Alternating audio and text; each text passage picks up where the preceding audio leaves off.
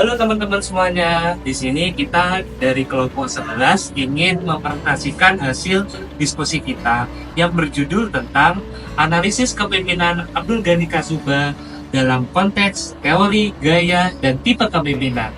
Tapi sebelum kita masuk ke dalam pembahasannya, izinkan kami bertiga untuk memperkenalkan diri kami. Untuk saya sendiri, dengan Andika Danda Saputra dengan NIM akhir 1137. Halo teman-teman, perkenalkan aku Nasya Saputra Maria dengan akhiran NIM 1125. Halo, perkenalkan nama aku Maria Benedetta dengan akhiran NIM 1085. Nah, sebelum masuk ke inti pembahasannya, kita perlu ketahui dulu teman-teman, arti kepemimpinan itu apa sih sebenarnya? Nah, kalau dari teman-teman sekalian, ada yang tahu nggak arti kepemimpinan itu apa? Baik Andika, kepemimpinan itu adalah cara bagaimana kita memengaruhi atau memotivasi anggota kita. Nah, pemimpin yang visioner dan berintegritas itu ternyata mempengaruhi keberhasilan organisasi yang dipegangnya, maupun organisasi masyarakat ataupun pemerintahan. Nah, pada kali ini kita akan membahas tentang Abdul Ghani Kasubah. Beliau merupakan Gubernur Maluku Utara periode 2014 hingga 2023. Abdul Ghani Kasubah, itu yang Gubernur Maluku Utara yang baru meninggal itu nggak sih? Oh iya, benar sekali yang berita. Nah, ternyata ya teman-teman, Gubernur Abdul Ghani Kasubah itu terkenal sebagai gubernur yang rendah hati namun tegas. Beliau juga banyak memajukan infrastruktur di Maluku Utara seperti jalan, pelabuhan, dan listrik loh. Terus dia juga memajukan pertumbuhan ekonomi berbasis kelautan, di mana Maluku Utara sendiri merupakan daerah maritim. Keren banget gak sih? Keren ternyata. Wah, ternyata banyak banget ya pencapaian yang dicapai oleh beliau. Kira-kira untuk mencapai hal tersebut, gaya kepemimpinan apa yang digunakan oleh beliau? Ada yang tahu nggak? Kalau menurut aku, gaya kepemimpinan yang dipakai beliau itu gaya kepemimpinan transformasional. Kenapa tuh? Karena beliau itu membangun infrastruktur kan. Beliau berarti membuat kemajuan secara signifikan dan juga menyejahterakan rakyat. Infrastruktur yang beliau bangun itu jalan, listrik, pelabuhan, yang dimana itu mendorong konektivitas antar wilayah. Selain itu, tahu nggak sih, beliau itu juga punya program yang namanya Indonesia Terang.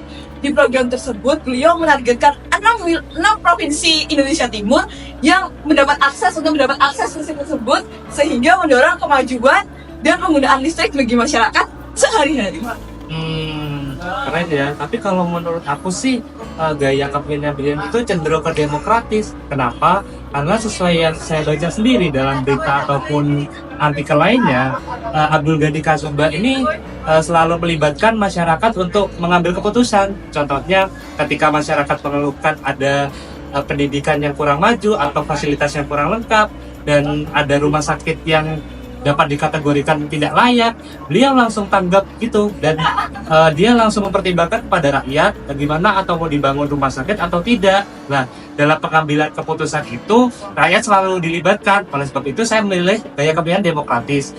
Ini juga dapat saya contohkan contoh realnya apa yang telah diterapkan beliau, yaitu waktu itu beliau menerapkan program tenaga medis sama pendidikan, di mana waktu itu beliau mengirimkan tenaga medis ke desa terkecil, dan juga waktu itu beliau juga mengirimkan guru atau membangun fasilitas berupa sekolah untuk masyarakat di Halmahera Utara kalau nggak selatan waktu itu saya membaca. Nah, segitu aja kalau menurut pendapat aku sih.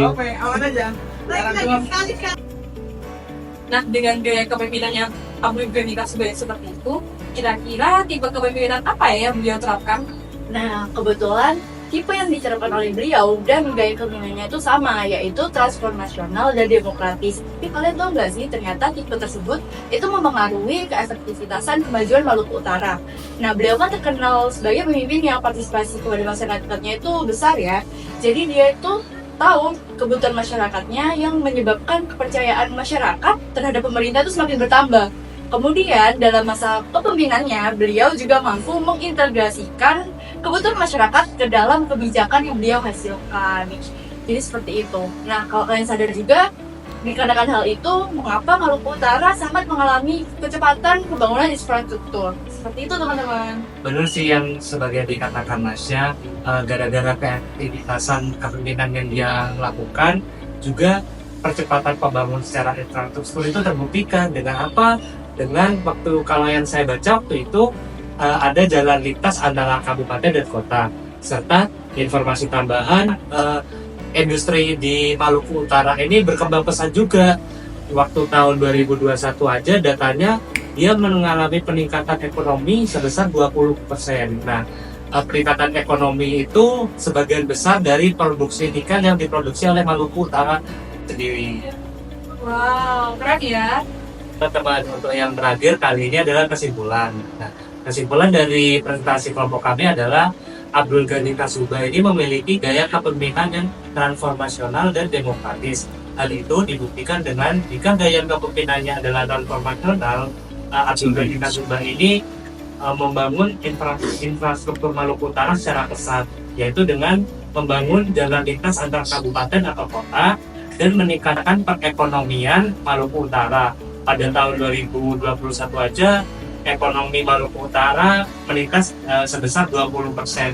Hal ini sebagian besar dipicu oleh industri nikel. Dan untuk pembuktian demokrasinya, Abdul Ghani Kasubah ini selalu melibatkan partisipasi masyarakat, di mana ketika masyarakat itu mengeluh dan apa yang ingin jadi keluh kesahnya, dia langsung cepat tanggap, ingin memprogramkan bahwa hal itu diperbaiki. Nah, sebagaimana contoh waktu itu di bagian Halmahera Utara atau Selatan kalau tidak salah, itu ada tenaga medis yang kurang dan pendidikan yang tidak layak lah, intinya seperti itu.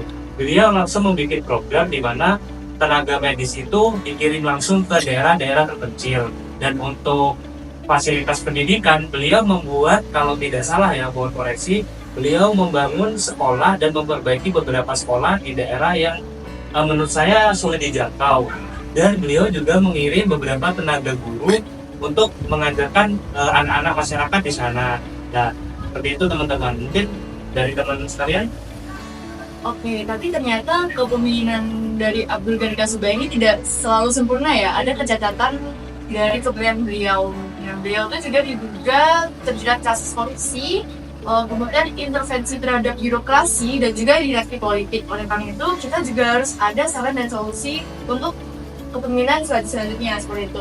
Mungkin yang pertama yaitu memperkuat pengawasan terhadap pemerintah secara eksternal ataupun internal. Nah, ini diutamain kita bisa mengoptimalkan dalam peran inspektorat. Kemudian juga harus adanya transparansi terhadap anggaran berbasis digital. Oke, yang kedua untuk menghindari dinasti politik, itu kita bisa untuk kedepannya ketika kita memilih seorang pemimpin itu harus berbasis kompetensi ya teman-teman. Nah, hal itu juga bisa didorong oleh keaktifan atau kekritisan masyarakat sekitar dalam berpolitik melalui pendidikan politik seperti itu. Tambahan dari aku, kalau menurut aku juga perlu adanya reformasi birokrasi agar jabatan publik tidak diisi karena kedekatan politik saja, melainkan karena meritokrasi. Lalu lelang jabatan harus dilakukan secara transparan dan diawasi oleh Komisi ASN. Lalu yang terakhir, perlunya membangun budaya integritas dan pemisahan peran antara birokrasi administratif dan kepala daerah agar tata kelola pemerintahan itu berjalan dengan lebih profesional dan akuntabel. Nah, perlu informasi tambahan, tadi saya lupa untuk meng-highlight kasus pertama yaitu teorinya. Nah, teman-teman, teori yang digunakan dalam Abdul Ghani Kasubah ini adalah teori partisipatif, di mana hal ini dapat dibuktikan beliau selalu adil dalam masalah-masalah masyarakat, keluh kesah masyarakat, ataupun rusaknya fasilitas yang disebutkan oleh masyarakat, dia langsung cepat tanggap begitu. Dia ingin melibatkan bahwa dia juga bagian dari masyarakat, seperti itu teman-teman. Nah, cukup menurut saya sekian dari kesimpulan yang dapat kelompok kami simpulkan. Mohon maaf juga bila ada salah kata. Sekian presentasi dari kelompok kami. Wabillahi taufiq wal hidayah. Wassalamualaikum warahmatullahi wabarakatuh.